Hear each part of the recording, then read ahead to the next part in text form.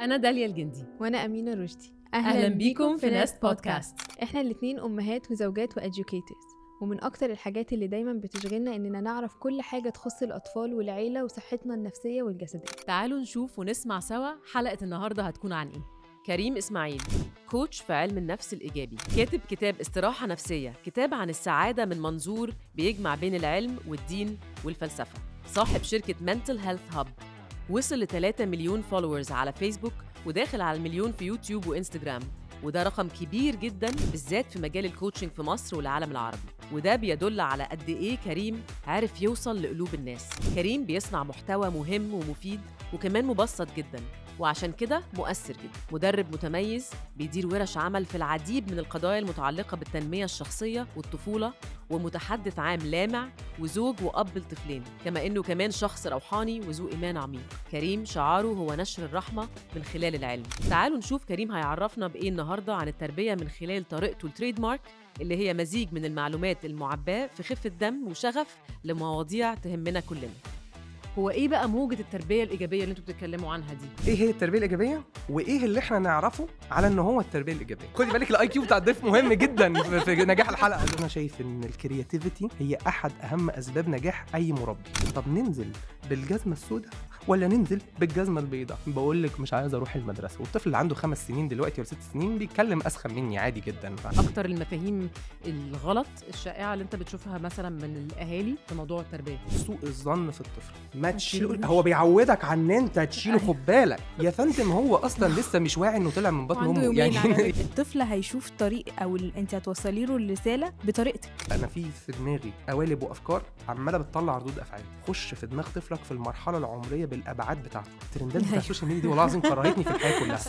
هو المفروض يعرف لوحده. يا جماعه في احتياج نفسي عميق ورا السلوكيات دي. هو مش الموضوع ان هو اللي يعرف من نفسه وخلاص. كلمه السر التربيه الجيده هو ان انا بحل مشاكل انا، لان 3/4 مشاكلي مع اولادي هي انعكاس لمشاكل انا الشخصيه. المحركات الداخليه بتاعتنا ما بنبقاش واعيين بيها، وبناء عليه بنحكي لنفسنا قصه احنا فيها الطيبين. احيانا الفكره الحقيقيه اللي بتحركك هي فكره فيها شيء من الانانيه. والست بقى طبعا الكبيره اللي معديه كده تبص لي كده، الجيل التافه اللي مش عارف يربي ده. اوقات كتير بنشوف مثلا الام هي اللي بتدلع، الاب هو الصارم شويه. انا هو بقولها وعلى مسؤوليتي. القاعده بتقول طفل ماشي زي الالف ده مش طفل طبيعي.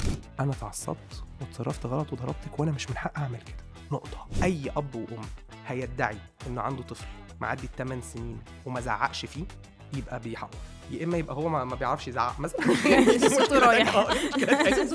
في ناس كتيره متخيله ان التربيه الايجابيه دي معناها ان انا ما بعاقبش ولادي. انت نفسك بتقع في غلط وانت عارف انه غلط وبترجع تعمله تاني. ليه مش عايز تديله مساحته انه يغلط؟ ليه هو ما يعملش كده؟ هو البرنامج غير مسؤول عن اراء الضيف.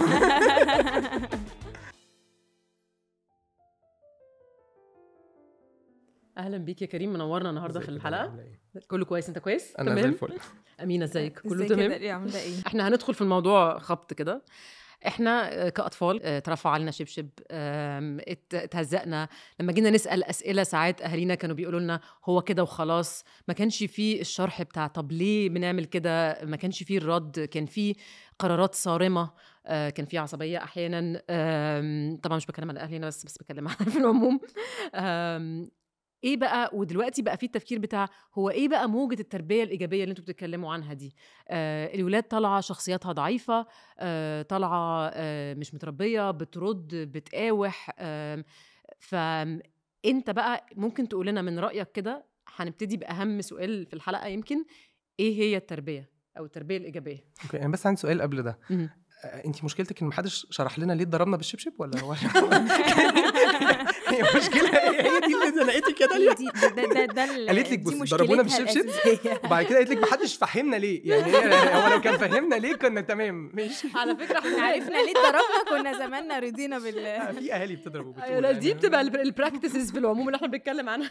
فكره الحاجات اللي كانت بتحصل معانا، لا الفهم ليه من فكره انه انا لما كان بيبقى عندي اسئله في الحياه او حاجات مش اسئله في الحياه، بس لما مثلا اهلي يقولوا لي مش هنعمل كذا او مش هتخرجي النهارده، طب ليه؟ هو كده وخلاص. هي ده انا بتكلم على انا حبيت انكشك بس والله. لا طبعا براحتك.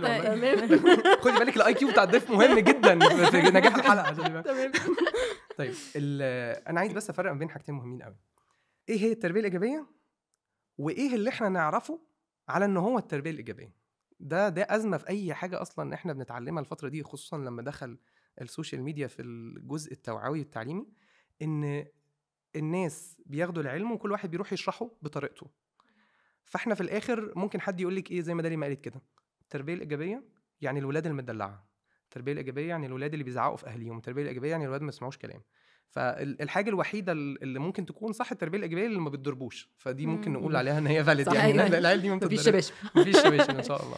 فعموما الفكره العامه بتاعت التربيه الايجابيه هي تربيه اطفال بتلبيه احتياجاتهم النفسيه. والريسيرش بيقول ان هو الاطفال عندهم احتياجين اساسيين، ان هو يبقى حاسس ان هو significant، عنده وجود ومهم، وان هو يبلونج، ان هو ينتمي للمجموعه اللي هو فيها، ودي احتياجات عندنا كلنا كبشر. فالطفل قبل ما نبتدي نقول هو بيمس بيهيف دلوقتي، هو بيعمل على الحيطه، ده هو مش راضي يسمع الكلام، ده هو مش راضي ينام، ده هو بنبتدي نسال نفسنا احنا ملبيين احتياجاته دي ولا لا، وهل بنتواصل معاه بالطريقه اللي تساعده ان هو ما يقعش في الاخطاء ولا لا. بعد كده نبتدي نشوف لما يغلط بقى نقاوم، بس هي مبنيه على ان احنا زي ما تقولي كده ايه، بنحل المشاكل قبل ما تحصل، فبالتالي مساحه ان احنا نخش في صراعات مع الاولاد تبقى اقل. فده اللي انا افهمه برضه تاني، ده اللي انا افهمه عن هي دي التربيه الايجابيه. لكن اللي موجود ومنتشر عند الناس، من خليني اكون صريح ان انا كوتش ونتكلم على زمايلنا وبتاع، وانا شخصيا ممكن كمان سنه ابص على الكلام اللي انا قلته دلوقتي وانتقده، وانا ببص على كلامي من سنه وبنتقده عادي جدا. فهي يعني عمليه يعني انتلكشوال، كلنا بنفكر وبنحاول نطور من نفسنا. انه كتير من الناس بداوا يعوضوا الامهم الشخصيه في الكلام، فبدا يطلع لنا صوره للمربي الايجابي مبالغ فيها، مش حقيقيه، مش واقعيه، وبالتالي الاهالي اللي طبقوا الحاجه اللي مش واقعيه دي خدوا نتائج مش واقعيه من اولادهم. ما انا برضو لو بقيت فوق قوي كده انا عمال اعصر في نفسي، فابني هيطلع ما بياخدش ردود طبيعيه فهيجي مثلا يتعامل مع اصحابه زي ما بيتعامل معايا، هديله على القلم، يعني ما خدش القلم مني في البيت هياخده في المدرسه، لان هو متعود ان هو بيعمل وبيعمل محدش بيكلمه، فلما هيروح هناك مش هيلاقي ده. فاحنا يعني رايي شخصي التربيه الايجابيه ككونسبت جميل وما فيهوش مشكله، اللي طلع لنا وتعلمناه وانتشر عن التربيه الايجابيه في مشكله، واحيانا مش من مقدم المحتوى، ولكن لانه التعليم ما ينفعش يحصل في ريلز 30 ثانيه او دقيقه على السوشيال ميديا، فانت بتقولي بس طرف الفكره بس ما تعمقتيش فيها ولا في طريقه تطبيقها وهكذا، وبالتالي الناس بيوصل لها مفاهيم خاطئه يعني. صح. طب كريم، عشان كده بقى احنا عايزينك تدينا هتدفعي كام بس قبل ما اديك؟ معلش لا احنا اللي انت عايزه كريم.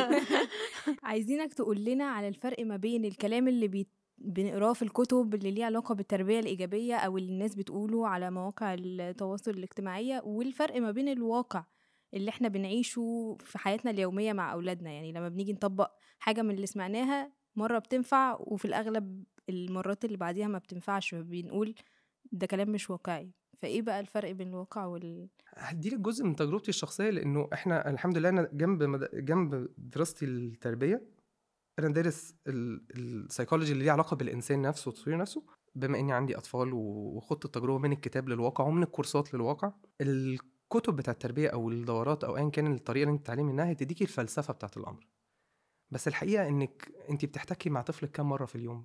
مش اقل من 100 مره. وكل طفل هتدي الفلسفه الام، هتيجي تطبقها مع الطفل هتلاقي ان الموقف ده ما خدتوش في الكلاس من الاخر. فانا داخله قالوا لي خيري ابنك ما بين خيارين، حلو حبيبي، تاكل البسله ولا تاكل الباميه؟ لا ده ولا ده. صح. هتلف بقى هي ايه، ترفع سماعه التليفون انا عايزه فلوس الدوره اللي انا خدتها يا جماعه. الولد قال لي طب اعمل ايه؟ تشتغلش. فالحقيقه انه الفكره بتاعت ان انا اقدم لاطفالي اختيارات قليله تساعدهم ان هم يختاروا هي فكره صحيحه، بس هل هتنجح طول الوقت؟ مش تنجح طول الوقت. فبناء عليه الكتب بتديلك افكار، الواقع بقى اللي انت هتحققيه هيبقى مرتبط. انا شايف ان الكرياتيفيتي هي احد اهم اسباب نجاح اي مربي، انك تفكري ازاي الفلسفه اللي في دماغك دي تطبقيها على الموقف. فانا النهارده بنتي بتقول لي ايه، احنا نازلين الصبح المدرسه مش عايزه انزل. طب واحنا بقى مزنوقين واخر 5 دقايق والباص جاي وعارفه انت ميشن امبوسيبل، تك تك, تك تك تك. طب انت هتعملي ايه؟ ما هو حل من الاثنين يا حبيبتي. طب ننزل بالجزمه السوداء ولا ننزل بالجزمه البيضاء؟ بقول لك مش عايز اروح المدرسه. والطفل اللي عنده 5 سنين دلوقتي ولا 6 سنين بيتكلم اسخن مني عادي جدا طبعاً. من تعرض له من التلفزيون وكده. فانا النهارده عندي حل من الاثنين، هحاول مره واتنين تربيه ايجابيه، واقعد وانزل على ركبتي وابص في عينه وعيني تلمع وعيني تلمع وفي الاخر يعمل لي كده، يا اما هروح مكلفته وربطه ونازل بيه ورميه في الباص وخدوا الواد ده ما ترجعوهوش تاني. صح. هي بقى الفكره في ايه؟ انه انا في موقف زي ده انا محتاج اعرف المرحله العمريه دي من المراحل اللي بتتشتت. يعني الناس اللي هم لسه في فاونديشن ستيج اللي هو كي جي 1 كي جي 2 في الحته دي لسه الطفل تقدري تشتتيه. فاللي هو طب ايه رايك نعمل نحط في اللانش بوكس مش عارفه كذا، طب ايه رايك نعمل مش عارفه ايه، تفضلي تجربي 5-6 حاجات في واحده هتكليك معاه، في النص تلاقيه ايه طب خلاص جيت، ولما يلاقيكي كده احنا ايه مصرين ان احنا هننزل، بس شوف هنعمل ايه قبل ما ننزل او هنجرب ايه قبل ما ننزل. ده بيبتدي في النص هو تلاقي الطفل كده ايه راح عدها معاكي واختار بقى واحده على مزاجه، لانه حاسس انه ايه ما انا العروض دي كلها لازم اخد لي منها عرض، ما انا أيوة. عايز اكسب برضو مكسب، وكده كده المدرسه برضو مش وحشه قوي. طب لو طفل بقى ممتنع خالص ان هو يروح المدرسه، ده انا بتكلم الطفل العادي اللي بيروح المدرسه ما فيهاش مشكله وصحي النهارده بس مقريف من النوم فمش عايز يروح. بس في طفل لو اتشقلبتي مش هيروح المدرسه عشان في مشكله في المدرسه انت محتاجه تروحي تشوفيها. فهنا دي القدره بتاعت البيرنت ان هو بعد ما عرف الطبيعه بتاعت المرحله والاستراتيجيات اللي ممكن يعملها، ان هو يبص بقى جوه الموقف بحكمه. طب انا مراجع المدرسه، طب مراجع زمايله، طب انا من قبلها بيوم قلت هننام كويس فما اصحاش يعمل كده، طب انا قبلها بيوم قلت هصحى انا بدري اجهز حاجات واصحيه هو بدري، فكده كده هو بعد فتره اكتشفت انه بيقعد يتخانق معايا ربع ساعه كل مره، فانا اصحى بدري نص ساعه، فانا الربع ساعه دي اخدها انا باعصاب هاديه وما عنديش اي مشكله. هيفضل هو في السايكل بتاع التعلم دي لا حد هيديها له في كورس ولا حد هيشرحها في كتاب. هي محتاجه ان هو يبقى عنده الفلسفه ومؤمن بيها وعنده استعداد انه يتعب في تطبيقها. والحته الاهم من ده انه يبقى شايف المكسب، لانه انا احيانا بشوف ان يعني انا وانا اوجع دماغي كده ليه. ما كان في كده فيديو منتشر قال لك ايه جربت مع كان راجل كده جربت مع المدام كل الطرق اصغر لها مفيش، بص رحت رازعها كف ظبطت. طب ما الطفل كده برضه هترزعه كف بعيد عن الراجل المجنون ده يعني. بس هتبقى اول مره ممكن تظبط، بعد كده مش هتظبط تاني. هيبقى شورت تيرم افكت برضه كمان. هقول لك يعني على حاجه، لا هي مش هتظبط مره، هي هتظبط سنين لحد ما يكبر ويعرف تيجي تديله الكف ده وياخدك وابر هوك الناحيه الثانيه ينيمك في الارض. هيفضل طفل. هتنجح معاكي انك هو لو حس بعدم الامان وان هو هيتضرب هيتجنب الالم ده حياته كلها. وممكن على فكره الطفل ده لما يكبر ممكن ما يضربكيش برضه، بس الخسائر اللي هو خدها بقى في حياته كلها وهو ماشي هي لا تعد ولا تحصى. فهو قرار بس بعدم الأنانية من الأهل، إنه أنا اخترت إن أنا عايز أربي الولاد كويس هربيهم كويس. فهنا إحنا بس أنا بدخلكم في مواضيع كتير في بعض بس هي كلها متشابكة، لأنه التربية نفسها هي عملية 360. يعني النهاردة إحنا مثلا لما نيجي نشتغل مع الناس على الصحة النفسية بنيجي نقول لهم إيه؟ إحنا هنتعلم تربية عشان صحتنا إحنا النفسية كأولياء أمور، صح؟ طيب لما الناس بتيجي تتعلم تربيه بنقول لهم ايه؟ انت محتاج انت تظبط صحتك النفسيه عشان تعرف تطبق التربيه اللي انت اتعلمتها. صح.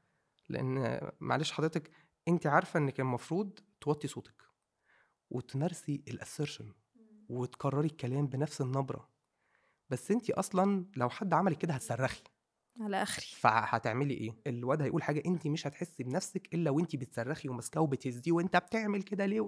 بعد كده تندمي وتقولي انا ما بقتش ام ايجابيه وما بقتش التربيه اللي مش عارف ايه. طب ما من الاول انا محتاجه اخد بالي من نفسي. فانت اللفه دي كلها كده واحنا طول ما احنا ماشيين هتلاقونا بنخبط فيها. صحه المربي النفسيه، مهاراته هو الاجتماعيه، قدرته على الابداع، وبعد كده جزء منها مفاهيمه والاستراتيجيات اللي متعلمها في التربيه الايجابيه. ما هي دي تاخدنا فعلا اللي احنا كنا عايزين نساله لك بعد كده، اللي هو ايه اكتر المفاهيم الغلط الشائعه اللي انت بتشوفها مثلا من الاهالي في موضوع التربيه؟ اكتر حاجه بشوفها في الحته دي انه سوء الظن في الطفل. احنا دايما في نظريه المؤامره، والنظريه دي احنا واخدينها برضو انهرتت كده من الاجيال اللي قبلنا من اول ما العيل كده من اول ما هو كده قد كده يقول لك ايه ما تشيله، هو بيعودك عن ان انت تشيله خد بالك يا فندم. هو اصلا لسه مش واعي انه طلع من بطن امه يعني ده طالع عينه الواد عمال يقول لك انا كنت بعوم جوه وقاعد متكيف مفيش دوشه وما بطلبش الاكل، فجاه لقيتني جعان وعمال الدنيا حر وبرد ويلبسوني ويقلعوني مش عارفة وجلدي أتكلم يلتهب ومش ومش عارفة عارفه أعبر. اتكلم. النظره بتاعت ان دايما في مؤامره دي، حتى لما الولاد بيكبروا برضو الاهالي اللي هي ايه، انت هتصيع يالا، ده انا صيعت اكتر منك. يعني هتشوفيها باشكال مختلفه على مدار الطفوله زي المراهقه العند للبتاع. مثلا الاطفال وهم هي دي في اللي بتجيب 3 العند 4 اصلا، سنين. ان انت حاسه ان هو دايما بيحاول يضحك عليكي، فانت تلاقي نفسك انت كبيرنت عماله تعاندي معاه في مواضيع ملهاش لازمه. لا، ليه؟ عشان حاسه انه بيضحك عليكي، مش عشان انت مش موافقه. فلا لا لا دي وحشه، دي مش عارفه ايه. تلاقي نفسك انت مشحونه وبتنفعلي. ليه؟ عشان انت ورا في دماغك في افكار كتيره قوي هو الطفل طبعا مش شايفها، بس فجاه لقى نفسه بيقول ماما انا عايز العب. فجاه لقى ماما بتزعق. طب انا عملت ايه؟ عشان انت بقى في دماغك قلتي وانا طلبت منه اول امبارح يعمل له هوم ورك، وخلاص الويك اند قرب يخلص وبكره هيحتاج يسلمه، وهو بقى عمال كمان يكركب لي في الاوضه ومش عارفه ايه. وكمان ابن اللذينه ده جات له الجرأه انه يطلب مني انه يلعب. لا، هو ما شافش غير لا. ايوه صح. لا وانت كريم كمان قلت حاجه مهمه قوي، ساعات الاهالي مش بيبقوا مدركين فعلا تاثير الموضوع ده. اوقات كتير كنت مثلا لما اتكلم مع اهالي في مشكله وهي تحكي لي اصل ده بيعمل كذا، اصل هو بيعند، اصل هو عصبي، فبقول لو انت ده الصوره ليه اللي في ذهنك هتتعاملي على اساسها. اول رد لا انا ما بقولوش كده في وشه، انا بقول لك انت. ما هو زي ما انت ما بتقول، ده في دماغك. هو لو في دماغك انت هتتعاملي على اساسه اصلا. يعني هو مش محتاجه تقوليهوله، هو الطفل هيشوف طريق او انت هتوصلي له الرساله بطريقتك، بنبره صوتك، بنظراتك، مش بس انا رحت قلت لك على فكره انت عنيد، انت عصبي. يعني من غير ما اقول انا، تصرفي بس هو اللي بيوصل له فعلا المعلومه دي. انا لو اولبت اي حد، سيبك من الطفل، هو ده الف في كوميونيكيشن. انا لو انا اولبت اللي قدامي، زي مثلا انا اولبت السوشيال ميديا دلوقتي كلها اولبه للرجاله والستات في الجواز. لو انا اولبت جوزي ان هو البلاي ستيشن واصحابه اهم مني، فيجي في وقت هو عنده بيرن اوت من الشغل وهيفطس وخلاص بقى هيبتدي يبقى بيأثر على البيت ماديا وهيترفد من شغله وبتاع، وجاي عايز ينزل قهوه، اروح انا اتقمص.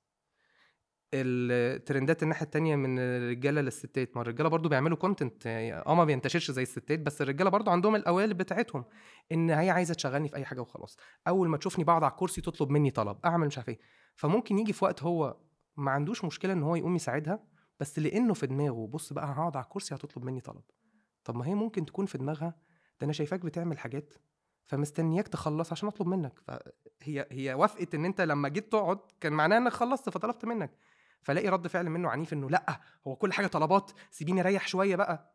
ما دي كلها اولبه. انا في دماغي قوالب وافكار عماله بتطلع ردود افعال، بس احنا ككبار قولي احنا عمالين ننطح في بعض ودينا بنتخانق، ما بنبلعهاش قوي جوانا تدمر مستقبلنا. يعني في الاخر اديك مضايقني من ضمن حاجات مضايقاني. بس الطفل هو بيطلع الكون بتاعه كله بيتاثر. ليه؟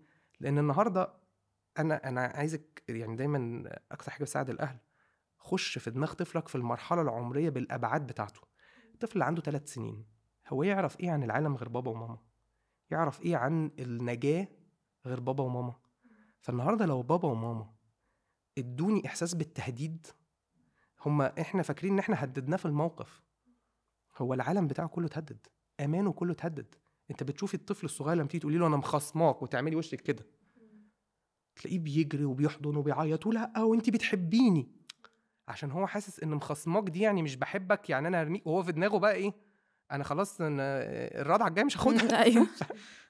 فانا الطفل لما بيتحط هو في البوزيشن ده وانت مقولباه، بتبتدي انت ردود افعالك تبقى مش مظبوطه، وهو نفسه بقى عمال يتكون عنده افكار انت مش هتبقي عارفه تلاحقي عليها. يعني انا النهارده معلش، الناس اللي بيتفرجوا علينا الاهالي، ما احنا كلنا كنا اطفال صح؟ لما جيت اطلب حاجات وتزعق لي واترفض وما فهمتش ليه، ففهمت ان انا ماليش حق ان انا اطلب.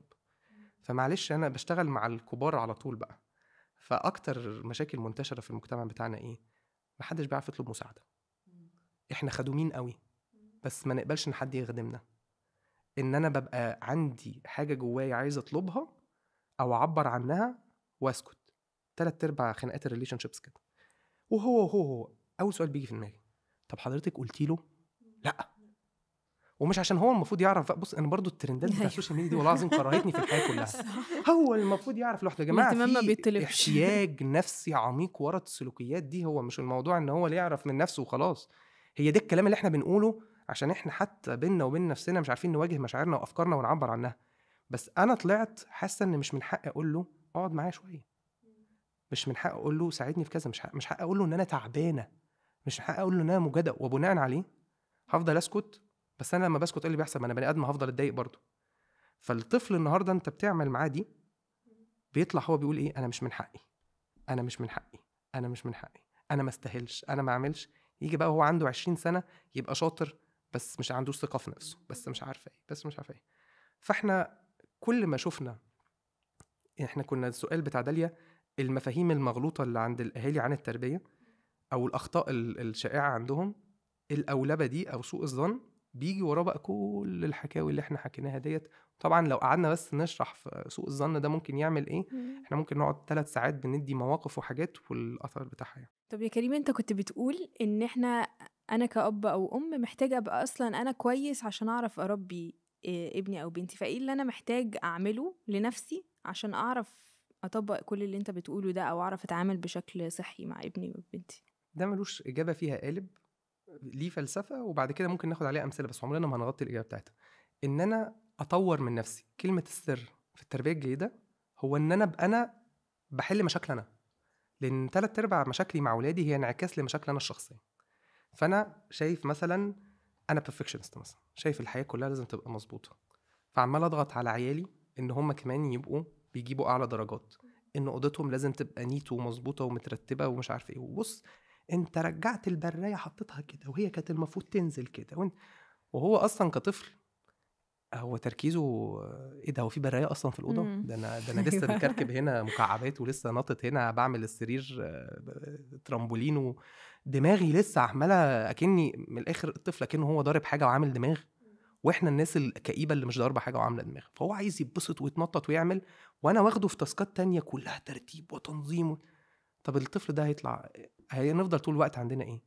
عندنا صراع معاه، وهو هيبقى سبب النكد في حياتي. لان انا كبرفكشنست، انا مش بس مشكلتي ان الاوضه مش مترتبه، هو كون الاوضه مش مترتبه معناها ان انا كولي امر فشلت، وانا كبرفكشنست ما بقبلش الفشل. صح. عشان ده هيخليني ابقى صح منتقد قوي. وابقى بجلد ذات. طب استنى تعالى بقى نمرمط الواد ده عشان يظبط الحاجه اللي تخليني ابقى راضي عن نفسي. احنا احيانا المحركات الداخليه بتاعتنا ما بنبقاش واعيين بيها، وبناء عليه بنحكي لنفسنا قصه احنا فيها الطيبين.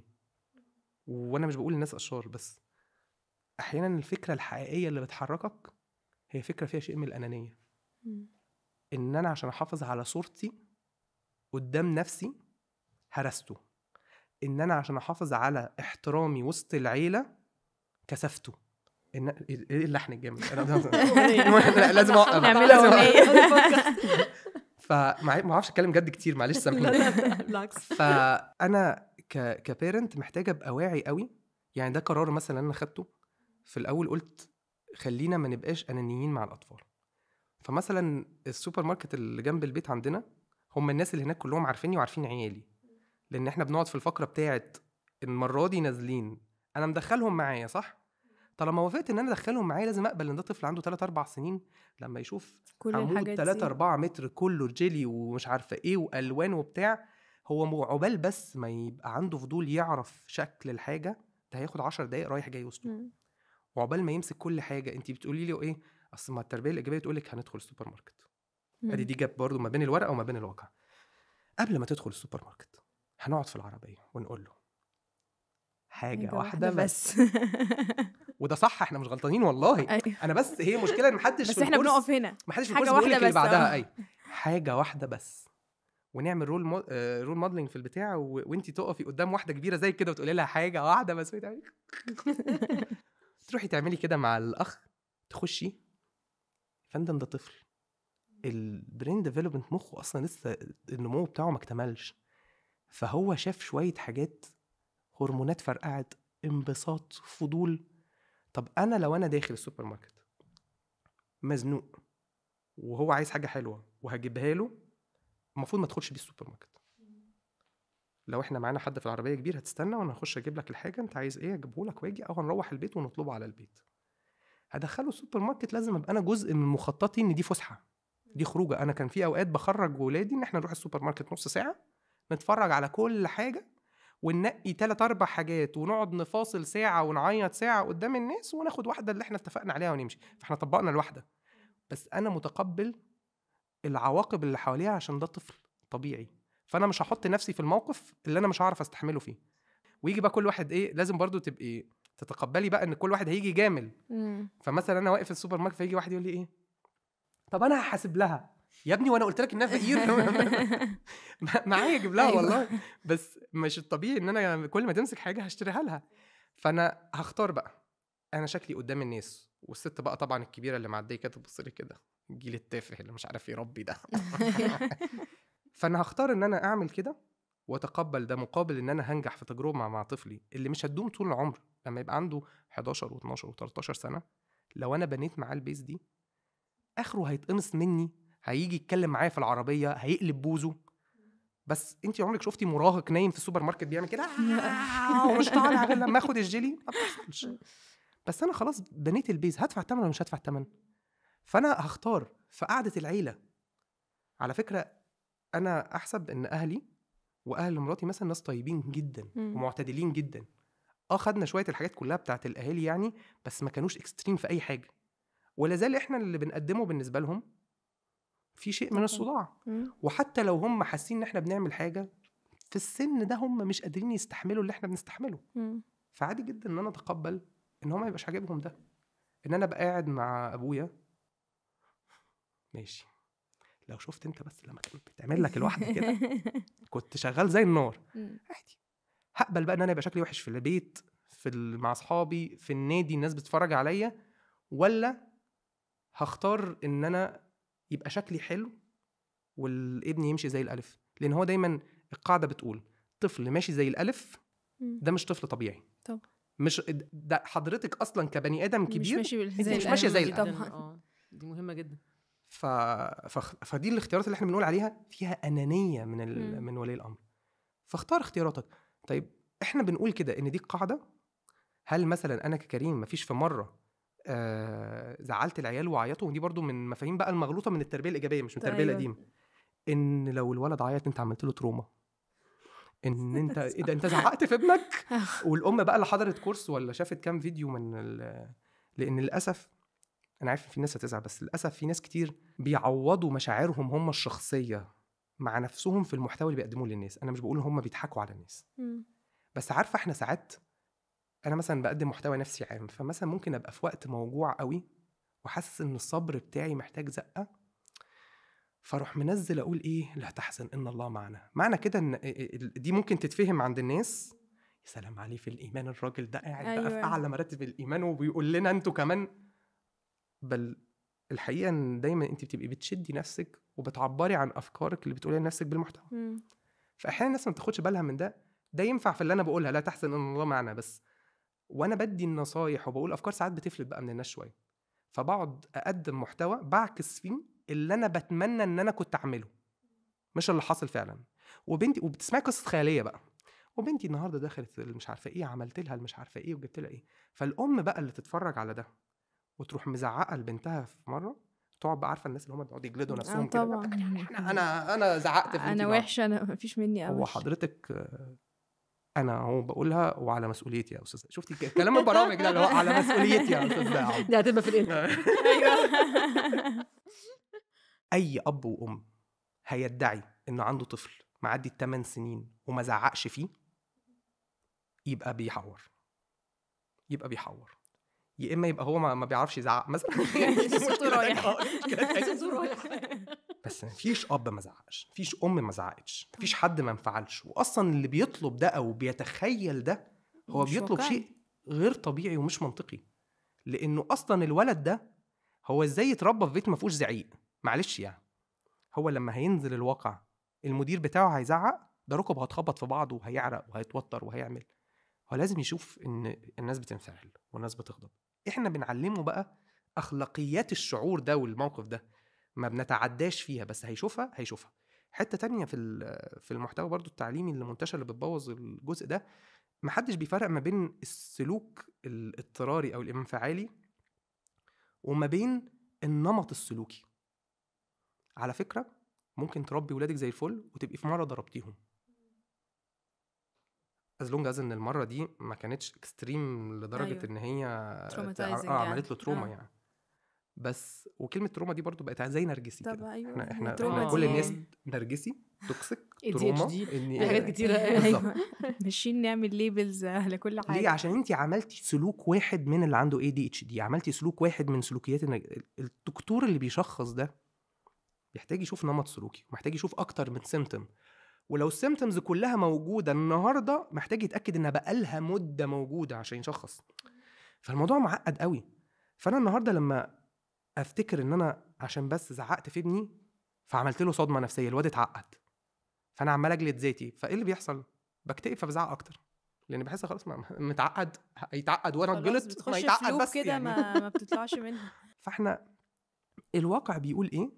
الواقع بيقول ان احنا هنزعق وهننفعل، وفي مره هنعمل punishment بدل logical consequences، هو العقاب بدل العواقب. أيوة. خليني اوقفك عند حته العقاب، اوكي؟ عشان في ناس كتيره متخيله ان التربيه الايجابيه دي معناها ان انا ما بعاقبش ولادي، انا يعني ما فيش حاجه اسمها عقاب، هي كل حاجه بالحب. هو المنتشر عن التربيه الايجابيه ان هي ما فيهاش عقاب بس فيها عواقب، فانت بتعاقبيهم مش بتعاقبيهم.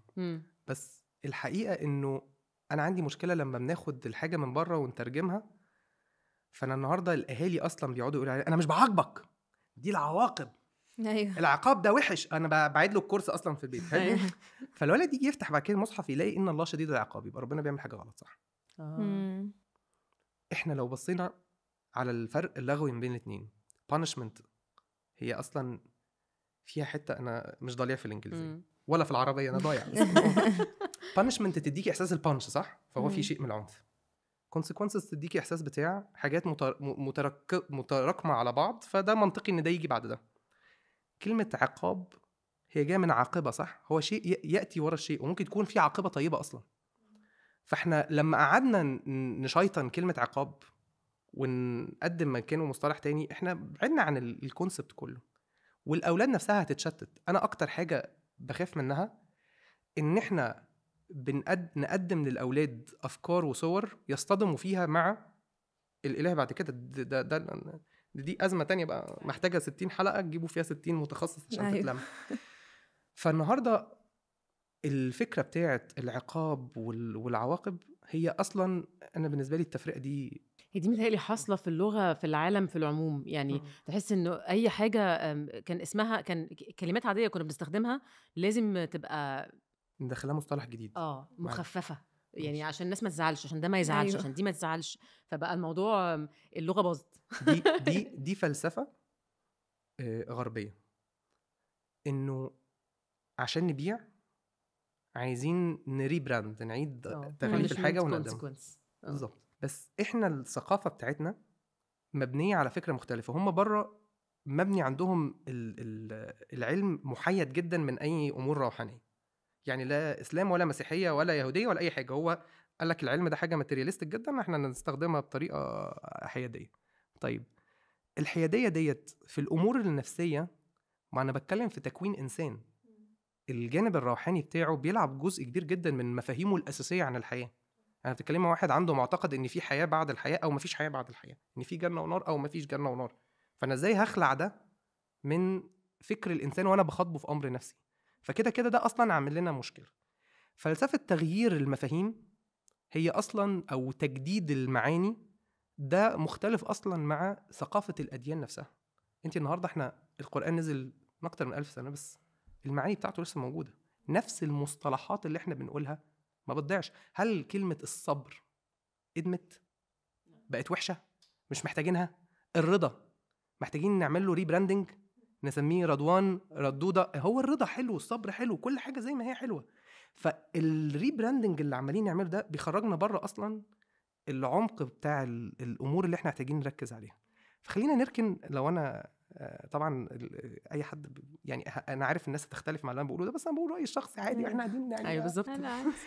والبرنامج غير مسؤول عن اراء الضيف. انه سيبك من عاقبه وعقاب ومش عارف ايه بتاع، انت حط القيم الاساسيه بتاعتك في ايا كان السلوك اللي انت بتعمله. هو سواء اصل الاهالي يقول لك ايه، خلاص هعمل لك لوجيكال كونسيكونس، لو بقى ما عملتش الواجب هلسوعك واحده، ولكن مش قدام حد ولكن مش هوجعك قوي، مش هتعلم في الجسم. لو احنا خدنا 7 حاجات في اللوجيكال كونسيكونسز هطبقهم لك في اللي في دماغي. فاللي هو طب احنا الولد عمل حاجه، هو يقول لك اللوجيكال كونسيكونسز او العواقب المنطقيه دي لازم تكون مرتبطه بالفعل اللي هو عمله. طب ما دي عايزه ابداع من ولي الامر ان هو يربط ايه يعني ده كان دايما بيبقى التشالنج. ابني مثلا مش راضي يعمل هوم ورك، ايه بقى اللي انا هجيبها له ازاي؟ طب التمرين اللي احنا بنروحه بعد الهوم ورك قولي له كده مش هنروح التمرين. طب ما عادي انا مش عايز اروح التمرين اصلا. مش حوار يعني بوظتها لك انا. يعني طب ما انا عايز هو يحس ان في ضرر حصل، بس في نفس الوقت مش عايز اذيه، بس في نفس ففي الاخر انا شايف انه محدش الى الان انا سمعت له في الجانب التربوي غطى الحته ديت بالتفاصيل بتاعتها، لان هي مش تتغطى. طبعا لان كل حاله سياق منفرده. طفل احتياجاته ايه، هو فارق معاه ايه، مش فارق معاه ايه، هيكسب ايه، هيخسر ايه. وفكره ان انا اعرفه ان العواقب هي كلمه يعني، او العاقبه دي ممكن تبقى ايجابيه وممكن تبقى سلبيه. يعني النهارده انا في بيتي ده اللي انا معلمه الاولين، ده هيبقى ليه consequences positive ولا negative، لانه كده كده ده انا بعلمه اللوجيك بتاع الحياه، اكشن رياكشن، اللوجيك بتاع الحياه. فانا لو انا هفصل المصطلحات ديت عشان الاهل ما يتشتتوش، وابتدي اركز انا قيميا وانا بمارس ايا كان القرار اللي انا هاخده ده، بطبق قيمي اللي هي تيجي فيها الرحمه، يجي فيها التفهم، يجي فيها التعاطف، يجي فيها المعاني بتاعه الانسان الطيب الرحيم اللي هو مربي. هو المربي ده مين يا جماعه؟ المربي ده احنا نتعلم المربي من علاقه الله سبحانه وتعالى بينا اللي هو رب. هو فانا لما اشوف ربنا بيعاملني ازاي، حاول تعامل ابنك بنفس الفلسفه اللي الله سبحانه وتعالى يعاملك بيها. فممكن تغلط، بس دي هتبقى ويسامحك. مشكله طبعا حسب انت شايف علاقتك بربنا عامله ازاي. ايوه عشان كده هنرجع تاني. بص هنفضل نلف، انت بتطور نفسك ازاي. لكن انا بتكلم على الصحيح عن الله سبحانه وتعالى، ان انا ممكن اغلط ويسامحني، وانت نفسك بتغلط وبتكرر الغلطه مع ربنا وبترجع تستغفر تاني وتتوب، صح؟ طب ليه المشكله ان الولد نفسه مش انت نفسك بتقع في غلط وانت عارف انه غلط وبترجع تعمله تاني؟ ليه مش عايز تديله مساحته انه يغلط؟ ليه هو ما يعملش كده؟ ده بالعكس، ده هو كمان عنده اعذار مختلفه، عنده تاثير من علاقه من النمو بتاع البري فرونتال كورتكس بتاعته، بتاعه المنطق والعواقب. انت احيانا الطفل اللي انت بتكلميه بتقولي له عواقب، هو ليه اصلا عواقب ما بتطبقش من 2 و3 سنين و4 سنين؟ هو مش فاهم اصلا انت بتقوليه. فمثلا في المرحله العمريه ديت بتبقى يقول لك ما توقعوش اصلا في الموقف اللي انت تضطر تعاقبه فيه. اصله كل شويه يشد الفيشه، غطي الفيشه. اصله كل شويه يكسر لي كوبايه، اديله كوبايه بلاستيك. اصله هو بيبهدل هدومه، هو بيبقى ليه منظور شايف الحياه منه يعني. فاديله الحاجه اللي ما تخلوش يبقى فيها مشاكل. طب هيكبر شويه انت ورزقك معاه، بس انت لو طبقت القيم بتاعتك، انا مش هطلع اقول لك لكل موقف حاجه لان هي مش هتغطى، بس لو طبقت القيم دي، انه لو غلط اول مره اسال نفسك هو اصلا كان يعرف ان ده غلط ولا لا. لان انت ساعات يعني يرجع تلاقيه مثلا فجاه راح شتم اخوه شتيمه وحشه جدا. طب هو اول مره يقول الكلمه دي في البيت، صح؟ خديه على جنبه وكلميه وفهميه ده غلط. بس مش لازم ايه، احنا قلنا يا جماعه البيت ده ما فيهوش الفاظ وحشه، اللي هيبقى عنده الفاظ وحشه هيعمل كذا. طب الكلمه دي من ضمن الالفاظ انا لسه ما اعرفش حجمها ايه. طب ما انتوا كمان انتوا الكبار ساعات بتشتموا، فين العواقب بتاعتكم؟ دي بقى الحته برضو في التربيه اللي بتقدم دلوقتي، فكره الأحادية بتاعت المستويات دي، اللي هو ايه، انت ما بتسمعش كلامي فانا مش هسمع كلامك. لا، ده انت اصلا بتخربي الدنيا، لان هو اصلا مش المفروض العلاقه مش نديه يا جماعه. احنا الفلسفه بتاعتنا ان ربنا خلقنا درجات في كل حاجه، ماديا وتعليميا، حتى في الدين نفسه. احنا النبي عليه الصلاه والسلام بيعلمنا ان ايه، في خدم وبيعلمك ازاي تتعاملي معاهم. معنى كده ان ايه، في حد انت من حقك تطلبي منه حاجه ويعملها لك.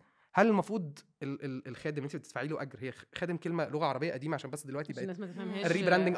الريبراندنج دلوقتي يقول لك ايه، الست اللي بتساعدنا في البيت هي اسمها خدمه يعني. يعني انا راجع على اصل اللغه عشان ده عشان هنيجي دلوقتي كده بتقول عليهم كده. لا هو ده اللي انا قصدي عليه بالظبط، كل حاجه بقى لها اسم، كل حاجه بقى ليها ريبراندنج، بس في الاخر اسمه مخفف. اسمه مخفف، حلو. النبي اصلا بيقول اخوانكم خولكم، دول اخواتكم. قواعد التعامل مع الناس اللي بيساعدونا في البيت ان هم ياكلوا من اكلنا، وان احنا زي ما هم خدمونا في اوقات واحنا بناكل احنا نعبلهم، وان هم يقعدوا معانا، وان احنا ما نحملهمش مهمه اكبر من طاقتهم. فلو انا عارفه ان هي مثلا ظهرها بيوجعها ما شايلهاش الشيله دي، وان انا اروح اساعدها وهكذا. بس في الاخر اعتراف الاسلام نفسه ان في حد هتبقى دي وظيفته، ده معناه ان في مش كلنا هنبقى على نفس اللاين. فانا جوه البيت انا ليا ادوار وهو ليه ادوار. ما ينفعش تقولي ايه انت بتتكلم معايا كده فانا هتكلم معاك كده. انت كده في الموقف ده انت فاكره انك انقذتي نفسك، بس قدام انت هتغلطي غلطه هقول لك كنت بتتكلمي معايا كده ليه؟ طب انا كمان هتكلم معاكي كده. لو هو مراهق وانت انفعلتي ورحتي قرصه راح هو قرصك، لا هي مش ما فيهاش نديه. انا النهارده لو انا ابن، احنا التربيه الايجابيه هي منفصله عن الثقافه بتاعتنا في حته انه اللي طلع العلم ده زي ما قلنا محايد ما فيهوش دين، صح؟ طب والدين فيه ايه؟ في حاجه اسمها بر، في حاجه اسمها انه قد يبتلى الانسان بسلوك ابوه وامه، وفي حاجه اسمها اجر، وفي حاجه اسمها جنه، وفي حاجه اسمها لو احنا ماشيينها كده ايكوال هنشوف زي ما بنشوف بره. خلاص كبر رميه في دار مسنين، عمل معايا مش عارف ايه هبلغ عليه الشرطه تيجي تاخده. لا هي ما بتمشيش كده. فالنهارده الجانب الثقافي لو كمان دخلناه، ما انا لازم كل حتى ده في العلاج النفسي في الطب النفسي في كل حاجه يقول لك ايه، لازم المعالج او اللي بيعامل الناس في الامور النفسيه لازم يكون متناسب مع ثقافه اهل المكان. فاحنا لما بدانا ناخد المعلومات من الكتاب بس من غير ما نظبط الجانب الثقافي بتاعها، فجاه بتيجي انت بقى الام، ما هي الام اللي درست من الكتاب ونزلت طبقت دي، هي في الباك اند اتربت طول عمرها ان امها عماله تقول لها فين بر الوالدين فين بر الوالدين فين بر الوالدين. وده اللي بيبقى فيدباك عند الناس فعلا. هي العيال متربيه التربيه الحديثه دول هم فين من بر الوالدين؟ ما حدش قاله في الكتاب بتاع التربيه الحديثه، ما حدش قال ان في بر الوالدين. هو في ان في تصرفات صح وفي تصرفات غلط، واللي بيعمل غلط يستحمل عواقبه حتى لو الاب حتى لو الام. فالولاد طلع ده الفلسفه بتاعتهم في الحياه، مفيش ان احنا نستحمل بعض ونجاهد نفسنا في بعض وان احنا نؤجر على ده، مفيش اللخبطه دي. فعشان بس برضو انا توهتكم كالعاده، لا خالص. احنا لازم يبقى عندنا تفهم ان احنا هنحط عواقب مش في مكانها، هتقلش منك في مره، هتبتدي تقعد مع ابنك بعد ما يكبر شويه وتناقشه وتقول له انا غلطت في ايه، طب ده ما كانش مناسب، طب نظبط ده ازاي، طب انا لما اغلط في دي قول لي، لما انت طب انا لما اتحط في موقف زي ده خليك مكاني اعمل ايه. بس مش هنعرف نعمل ده الا يعني دايما دي بتبقى مشكلتي، كل ما هنمسك حته في التربيه هي مش هتظبط الا لما احطيها في المنظومه كلها. يعني هتقولي ما انا مش هعرف اعمل معاك كده كريم، ليه؟ ما انتوا عشان انتوا مش صحاب، عشان انتوا ما بتتكلموش مع بعض، عشان انت دايما علاقتك بيه هي النقد بس والاوامر، ما بتقضوش وقت مع بعض بتبنوا فيه الود اللي يخليكوا تقعدوا القعده دي. فهو ميكس من ضمنه الحته بتاعت العواقب. شكراً إنكم بتسمعونا النهاردة. لو عجبكم اللي سمعتوه أو استفدتوا ولو بحاجة صغيرة جداً، ياريت تعملوا لايك وشير وسبسكرايب علشان نقدر نوصل المعلومات دي لأكبر عدد ممكن من الناس اللي ممكن تكون محتاجة فعلاً تسمعها، وكمان عشان نقدر نفضل نجيب ضيوف ذو قيمة في مجالاتهم علشان نستفيد من خبراتهم. وشكراً جداً على دعمكم لينا اللي من غيره ما كناش هنقدر نعمل البودكاست ده، اللي بنتمنى إنه يساهم في نشر الوعي وتحسين جودة الحياة لينا وللأجيال اللي جاية. تعالوا نرجع للحلقة. كريم، هل صح ان كل حد يبقى له دور في البيت؟ يعني اوقات كتير بنشوف مثلا الام هي اللي بتدلع، الاب هو اللي صارم شويه او العكس. هل ده ستيريوتايب بيبقى العكس بالظبط؟ هل ده صحي انه يكون موجود اصلا في البيت؟ اللي هي فكرة في الانجليش بيقولوا عليها جود كوب باد كوب. هو المفروض ولا واحد فيهم يبقى كاب اصلا.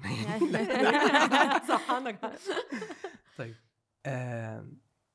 لما بتقول لك كريم هو صح بحس ان انا اللي هقول الصح ولا غلط مخيفه قوي، بس ده رايي دي يا جماعه كلها اراء واحنا والبرنامج المسؤول عنه. طيب خليني اخدك في الواقع ان كده الاب والام شخصيتهم مختلفه، فهيطلع منهم حاجات مختلفه. المفروض الاتنين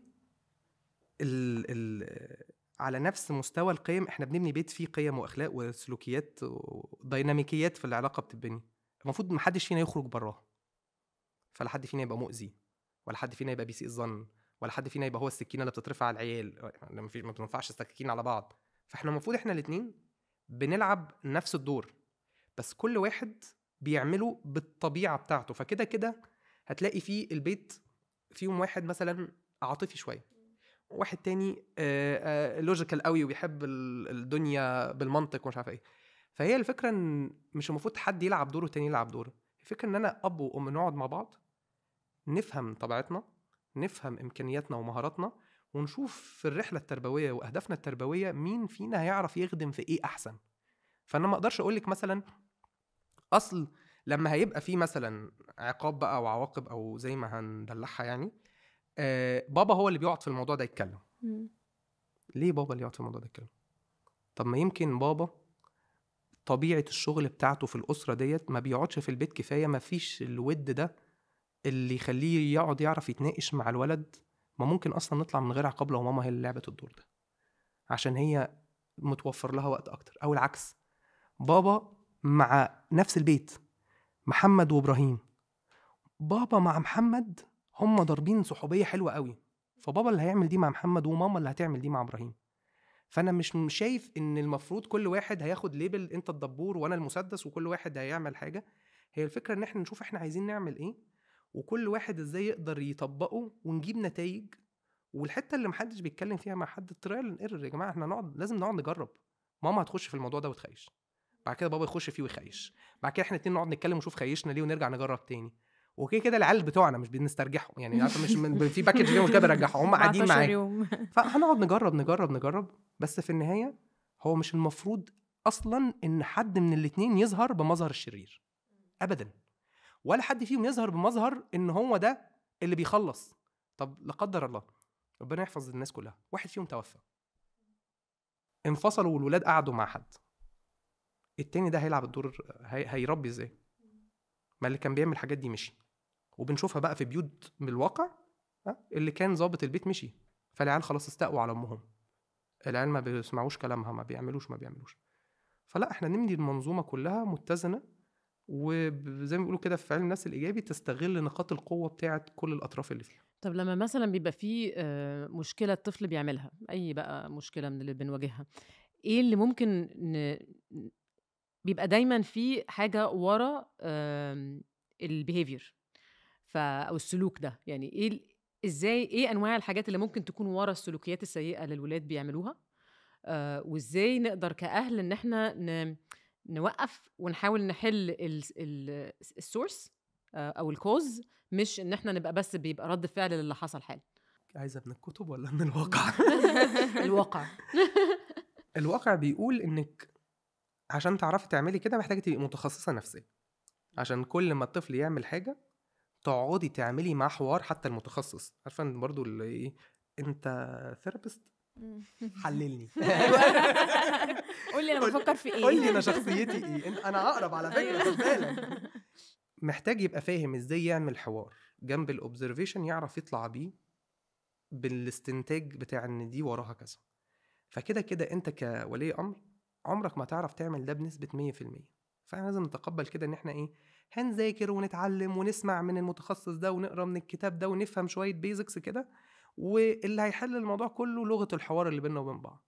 هعرف في بيني وبين ابني انه يعبر عن مشاعره ولا لا، في بيني وبين ابني ان هو يقول لي الصراحه وما يخافش ولا لا. دي البيزكس اللي لو بنيناها هنعرف بعد كده نتكلم. طب انت حبيبي ليه عملت كده؟ هل في حاجات شائعه مثلا الولاد يعني بتسبب السلوكيات السيئه في الاطفال؟ ما اعرفش، شائعه دي بتبقى مخيفه قوي، لان عشان حد يقول لك شائعه يبقى المفروض عنده ورقه بتقول ان دي شائعه. بس ممكن او اقول اللي لك انت من الاكسبيرينس بتاعك يعني. ملاحظتي الشخصيه اغلب الحاجات اللي بيبقى فيها كده مشاكل في الاحتياجات النفسيه. فانا مثلا حاسس ان انا مضغوط ومش عارف اقول ان انا مضغوط، فقافل على نفسي، فهو منعزل في البيت، فبنيجي احنا نتكلم معاه فنبقى احنا مشدودين. هو قافل على نفسه ليه واحنا خايفين. الاهل اول ما الطفل ينعزل شويه بيخافوا، انت قافل على نفسك الاوضه بتعمل ايه جوه؟ طب انت صاحبت العيال بتوع الحشيش ولا بتوع 3 ايام مامتي يعني مش عارفه، كان تقريبا مكتئب عشان اختي سافرت، ونمت 3 ايام. فكنت كل مره مامتي تصحيني من النوم تقول لي انت حد شرب لك حاجه في المدرسه؟ متاكده ان ما حدش. هم 3 ايام كتير برضه، كتير، بس كان اكتئاب خفيف كده، كنت برضه سن المراهقه والحاجات دي كلها. فمنطقي لما انت تختفي انا هقلق، صح؟ عشان كده قلت لك لغه الحوار والتعبير. هاجي اسالك والله يا ماما انا متضايقه شويه، اقدر اساعدك ازاي؟ ما اعرفش. طب خليني انا اروح افهم في المواقف دي ممكن نساعدك ازاي، واجي اقول لك والله قالوا الفتره دي ممكن اخرجك، ايه رايك نخرج؟ لا ماليش نفس. طب تعالي نطلب حاجه ونقعد سوا يعني. فاحنا لو انا مش عارف اعمل حوار مع اولادي، يعني لو انت عايز تبني، من رايي هتختار حاجه واحده من كل الحوارات بتاعه التربيه دي، اوعى توقعها، انك تعرف تتكلم مع الولاد. هي دي السر بتاع اي، يعني حتى في الجواز جوتمان بيقولك ايه الكي بتاع النجاح العلاقات، الفرنشيب، الصداقه. لو احنا مش عارفين نتكلم مع بعض هنتشقلب بقى، وهاتي المتخصصين وخدي استشارات وكلمي مش عارفه خبيره ايه وعملت ايه. لو مش عارفه تتكلمي مع الولاد مفيش مشكله. فان الولاد يبقى عندهم مشاعر مش بيعبروا عنها، وبناء عليه هو مخبي عني، فانا عمري ما هعرف الحاجه دي. تاني حاجه ان انا جوايا حاجات بتطلع ردود افعال تجاههم انا مش بقولها، ساعات بتبقى مشكله عندنا احنا بنشوفها كتير، مثلا خصوصا في الظروف الاقتصاديه اللي احنا فيها، اهالي مضغوطين من حاجه، فالولد كل ما يطلب طلب يتنرفزوا. طب ما هو مش فاهم برضو ان الدنيا مضغوطه، وعادي طفل شاف صحابه رايحين الرحله الفلانيه، انا عايز اروح الرحله يا بابا. بتزعق انت ليه بقى؟ زعلان ليه؟ قفشت مني ليه؟ فانا انا ممكن اكون جزء من الموضوع ان انا كمان عندي سلوكيات مخليهم ما بيتصرفوش بالشكل الطبيعي. بما انك يا كريم كنت بتقول ان مهم جدا يبقى في حوار ما بيننا وما بين اولادنا بشكل مبسط يقدروا يفهموه، انا بقى كأم لو انا بمر بضغوطات معينة او في سلوك معين، متعصبة مثلا، امتى انا اداري ده على اولادي وامتى اشاركهم بيه وازاي اشاركهم بيه؟ هتفرق طبعا من اعمار الولاد، بس يعني لو هناخد برضو فلسفة واسعة، عشان لو هنقعد نمشي في واحدة واحدة هناخد من الوقت كتير. انه الاولاد لازم يبقوا قادرين يشوفوني في التقلبات ديت، وابقى يعني مش هحملهم الحمل بتاعي. يعني برضو بص، ساعات الامهات تقولك ايه، بنتي صاحبتي، وتقعد تحكي لها ابوها النرجسي عمل فيها ايه، وخالها اللي زمان مش عارفه سرق ابوها وخد ورثهم عمل ايه. فالبنت اصلا ده المتخصص نفسه بعد فتره لما بيقعد في جلسات بيحتاج يروح لمتخصص سوبرفايزر بتاعه ويتكلم معاه ويفضفض ويعمل. فانا لو قعدت مسكت الطفل في معلومه مهمه قوي، ان احنا اكتمال النمو بتاع مخنا بيحصل عند 25. الجزء بتاع العاطفه اللي هو الاميجدلا بيبقى اكتمل قبل البريفرونتال كورتكس بتاعت المنطق. فالاطفال في السن من هم صغيرين لحد ما بيكبروا اصلا ويخشوا في المراهقه وكده بيبقوا عاطفيين قوي، وده اللي بيخليه عندهم مود سوينجز سريعه قوي، بيزعلوا قوي وبيفرحوا قوي، بيعيطوا قوي. عكس احنا بنكبر بنبقى فلات كده، عارفه اللي هو ايه، شربتي كوبايه قهوه زي رحتي باريس الدنيا مش فارقه كله كرواسون. ازمه دي ولا اليوم. فانا ابقى عارفه انه مش المفروض ان انا بشكل انتنسيف او بشكل مكثف ادخل البنت او الولد في المشاكل قوي من جوه، بس لازم يبقوا فاهمين ان الطبيعي ان البيت ده فيه ست بتزعل، بتتبسط، بتزهق، بتتعب. حتى برضو الامهات اللي هي الشمعة اللي تحترق من اجل الاخرين دي، اللي هي ايه، وانا الديسك عمال ينقح عليا وايدي منمله ومش عارفه ايه، بس الولد قال لي قومي اعملي لي سندوتش ما قدرتش. لا انت كده مش بتساعديه. الولد ده يعرف يعمل سندوتش ولا؟ انا مش بتكلم في طفل يعرف يعمل. حبيبي ماما تعبانه، ممكن تعمله انت؟ على فكره والله ده انت ربيتيه للمستقبل، مش ما اذيتيهوش. ولازم يعرف ان ماما بتتعب. ما انا الطفل لو ما عرفش ان ماما بتتعب ما هيشغلها بالريموت كنترول، ما زيها زي الريموت وزيها زي البلاي ستيشن. لا وهيكبر يتجوز وهيبقى واخد لا دي حاجات بقى بتاعت الفيمينيزم ماليش دعوه بيها. لا طبعا ده هيأثر أيوة عليه، هيأثر عليه في لما يكبر. مش بس عشان بس الحته بتاعت اي حاجه بقت شائكه دلوقتي، بتاعت اي حاجه في الرجاله والستات بقت شائكه. حتى لو اتفقنا ان البيت ده الديناميكيه بتاعته ان الست هي اللي مثلا بتعمل الاكل، مش هيبقى ابريشيتيف، هو مش هيقدر. ما ده الطبيعي. مش هيبقى مقدر ان هي النهارده ممكن تبقى تعبانه فيطلبوا اكل من بره، او ياكل جبنه غدا. يعني يا عم عايش فلوس هطلب ديليفري وهتبوظ لي الميزانيه. إيه هو مين قال ان لازم النهارده غدا مسبك؟ يعني ما ناكل سندوتشات في البيت من اي حته ونمشي الدنيا. فالاولاد لازم يشوفوا ان انا بتعب وان انا بفرح وان انا بزعل، وان انا ببقى بوضح ده. لان في حته برضو هنا مهمه قوي، انه الاطفال ما بيعرفوش يفرقوا ما بين ده بسببي ولا بسبب حد تاني. عشان كده بقولك التعبير تواصل. بابا تعبان فبابا هيقعد لوحده، بابا يعني خصوصا الاطفال الصغيرين ما تجيش تقعدي. والله في مره الكوتش حسام قال لي كنت بكلمه على حاجه عندي في البيت، قال لي ما انت برضو ده طفل، ما تجيش تقعد معاه في الاوضه وتقول له اقعد ساكت. ده انت بايخ قوي. يعني هتقعد معاه العبه اتكلم معاه، لكن هتقعد قدامه وده عنده 4-5 سنين تقول له اسكت ما كلمني في مواضيع بس مش حساس، بس ما تطلبش مني طلبات ماديه، اطلب مني طلبات معنويه. لا، ما ده طفل. فيا تقعد معاه وتدي له حقه، يا تختار ان بابا هيقعد لوحده دلوقتي وتبقى مش موجود وتساعده ان هو يعمل نشاط وانت تقعد في نشاط تاني. فان انا اعبر واوضح، وان انا اوضح ان ده مش بسببك، وانه ما رخص، دي حته برضو مهمه قوي، ما رخص لنفسي السلوكيات الخطا عشان الحاله الشعوريه.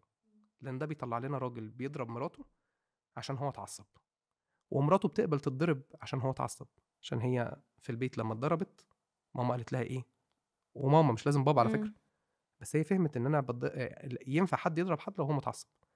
فانا انت اللي عصبتيني فرزعتك قلم، لا، انا اتعصبت واتصرفت غلط وضربتك وانا مش من حق اعمل كده، نقطه. عصبتك بقى نتناقش فيه في وقت تاني. وثقافة الاعتذار دي برضو مهمة، فكرة ان انا ما اعتذرش واقول انا اسف اعتذار مسبب. ولكن اعتذار مسبب زي مخفف بتاع كده عليكي حاجه كده. فالتسبيبه ديت هتبهدل الدنيا. فانا النهارده هبني سلوكياتي الطبيعيه. يعني هقول لك كيس حصلت عندنا، ست كل ما جوزها يعلي صوته بتتوتر جدا وبيتي يتقلب. معلش يعني، هو في انسان مش بيعلي صوته سواء راجل او ست؟ عادي، بيت الناس قاعدين بقالهم سنين، فهيجي في مره ينفعل يزعق، وحتى لو مش بيزعق لها هي بتتوتر لما بيزعق. طب نرجع نشوف الروت ايه. بابا كان هادي جدا، عمره ما بيزعق. دي معلومه غلط، بابا كان بيزعق بس في الغرف المغلقه. فانت خرجتي عندك تصور عن الموديل المثالي للراجل. ما هي اكيد شافت رجاله بتزعق بس بابا ما بيزعقش. بابا وماما ما بيتخانقوش، بابا وماما ما بيختلفوش. فلما اطلع انا بالنسبه لي موديل العلاقات اللي انا بدور عليه مش بالضروره الناجحه. واحنا دايما بندخل الموديل اللي شفناه من اهالينا واحنا مش واخدين بالنا، ده جزء من تعريفي للعلاقات. ما بيتخانقوش. فلو انا جيت في الخطوبه اختلف معايا وبدانا نتخانق، لا استنى كده، انت مش مناسب، ده انت بتعمل حاجه انا مش عايزاها عليها. فانا النهارده الولاد لازم يشوفوا كل ده. طب معنى كده بقى بابا وماما مسكوا تيشيرتات بعض؟ المفروض ما مسكوش تيشيرتات بعض كده كده، بس حتى لو حصل خلاف مش اللي هو ايه جوه بس جوه، لا مش كده.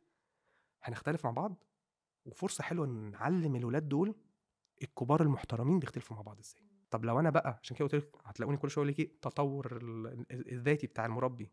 طب لو انا اصلا ما بعرفش اتخانق اصلا باحترام، طب ما انت مستنيه هو يعرف يعمل حاجه اللي انت مش عارف تعملها ليه. فاجابه على سؤالك ملخص انه الولاد المفروض يشوفوا مننا كل حاجه عشان ده الطبيعي، بس احنا اللي هنحدد الشده بتاعه ظهور الحاجه دي والتفاصيل اللي هتظهر ليهم منها. ماشي. في حته بس برضو استوقفتني شويه، اللي هي فكره الاويرنس، انت كانت عليها كذا مره. ازاي انا كأب او ام او مربي اعرف ان انا ما عنديش اويرنس؟ يعني طبعا اغلب الناس اللي ما عندهاش ادراك للحاجات اللي هم بيعملوها ما بيبقوش عارفين ان هم ما عندهمش ده، فبيبقوا متخيلين ان هم بيعملوا كل حاجه صح. فانا ايه العلامات او ايه الحاجات اللي ممكن اعملها ان انا اعلي الاويرنس عندي مشاكل طول الوقت. يعني ما هو الاويرنس غياب الاويرنس دي معناها ايه؟ ان في مشاكل طول الوقت. وده مش معناها انه اللي عنده اويرنس ما عندوش مشاكل في البيت، بس حده المشاكل دي عامله ازاي، مقطعين بعض في البيت ولا لا، تكرار المشاكل عامل ازاي. هل احنا عندنا مشاكل من اول ما بنصحى لحد ما بننام؟ فبنصحى ننزل المدرسه بخناقه، بنرجع مدرسه بخناقه، بنروح التمرين بخناقه، بنرجع نوضب البيت بخناقه، بنتغدى بخناقه، بنتعشى بخناقه. لا، في حاجه غلط. في مواضيع معينه لما بتتفتح بالتكرار بتاعها بنتخانق مع بعض. يبقى اذا الموضوع ده محتاج ان انا ادور فيه. تبتدي بقى كل واحد حسب الموضوع هيبتدي يدور حل المشكله دي ايه ويتعلم لها هو حاجه. عشان كده قلت لك انا مش عايز اقع في الغلطه اللي انا بنتقدها، انه ما ينفعش حد يطلع يقدم للناس حلول تربويه نقطه. احنا بنقدم لك فكره تربويه، اجري بقى انت اتعمق فيها. لان ممكن حد يحل المشكله اللي عنده في البيت بان هي تروح لسايكاتريست وتاخد دواء عشان هي مريضه اكتئاب. صح. فالموضوع ملوش علاقه بالولاد خالص. او ان هي وجوزها يحلوا شويه مشاكل بينهم فتبطل هي تتعصب على الولاد. او يبدا كل واحد فيهم عايز يكسب ود الولاد عشان يطلع التاني هو اللي شرير، فيقعدوا يعملوا تصرفات متناقضه، فالولاد يبقوا متوترين فيقعدوا يلعبوهم، فيحسوا في الاخر المنتج النهائي وحش، يحاولوا يصلحوه، يتخانقوا مع الولاد فيبقوا بقوا متخانقين مع الولاد ومع بعض، فممكن تتحل بيننا وبين بعض في العلاقات. فهي الموضوع عامل زي ما تكون شبكه كده، عمرنا دلوقتي واحنا ماشيين ما هنعرف نمسكها كلها ندوس عليها، بس الناس اللي بتسمع سبحان الله هي بيبقى رزق بقى. سمعتنا هنا خدت فكرة، رحت كورس خدت فكرة، جبت كتاب خدت فكرة، سمعت شيخ بيقول كلمة فيها أخلاقيات ودين خدت فكرة، ونرجع تاني الإبداع بتاعك بقى في التطبيق ده هو ده اللي هيحل الموضوع. طب ازاي بقى يعني الأجيال المختلفة، طبعا احنا دلوقتي يعني في أجيال ولادنا وفي أجيال أهلنا، كبرناش قوي أهلنا ده ما يعني أنا أكبر منك برضه بس يعني أهلنا أكيد عانوا شوية مع فكرة الحاجات الكتير الجديدة اللي حصلت في الأجيال بتاعتنا، وإحنا برضه أجيال ولادنا في حاجات بتحصل بسرعة جدا إحنا مش عارفين نتواكب يعني نمشي معاها. فقول لي إحنا ممكن إيه نعمله عشان نفضل متواصلين مع الأجيال بتاعت أولادنا دي؟ سؤال واسع قوي ده، مش هعرف أخش فيه إلا لما هروح أنا محدد منه حتة وأجاوب عليها. لو بنتكلم على الأولاد الصغيرين خالص اللي لسه بيبدأوا يعني مثلا من سنتين لا لستة يعني خلينا سبعة، ماشي، دول هنبطأ لهم هم الدنيا شوية. يعني احنا دلوقتي احنا شخصيا لسه بنستوعب يعني ايه مثلا سوشيال ميديا، ويعني ايه سكرينز، ويعني ايه بتاع، لسه بنستوعب اثرها علينا احنا. انت لما بنتكلم في الكورسات بتاعه الكبار على الاسترس ومش عارف ايه وكده، الناس عماله تقلب في السكرينز عشان مكتئبه، والسكرينز نفسها بتجيب اكتئاب ومش عارف ايه. فاحنا لسه اصلا كجنريشن حصل على الحاجات دي، احنا لسه ما عرفناش نتصالح معاها ونستخدمها بشكل صحي. فهل منطقي ان انا الكبير اللي متعلم اللي واخد كورسات وقاري وبروح وبعمل مش عارف احل مشكله اديها لابني؟ فمثلا هبطأ انا لاولادي التكنولوجي دي. هل تنصح ان احنا نشيلها خالص في السن الصغير؟ هو المفروض يعني، هو مش بنصح، ده المتخصصين مم. بالعلم بالريسيرش مش عارف ايه بتاع، بنتكلم في ان محدش من الاطفال يقتني اي منتج يقتني، وخدي بالك فرق بين الاستخدام والاقتناء. يقتني منتج ذكي، في بقى اللي بيقول 8 وفي بتقول 12، وفي الرأي الغالب على 14 بقى. لو حطينا في الموضوع مش بس الاستخدام بتاع السوشيال ميديا، كمان خطر بقى التعرض للمواد الإباحية وبتاع، احنا بنتكلم في 14. والنصيحة الداخلية بتاعت المتخصصين ان زقها على قد ما تقدر، طول ما الولد الزقة دي ما بتتسببش في ان هو بقى ما عندوش صحاب مثلا عشان هو الوحيد اللي معهوش موبايل او كده.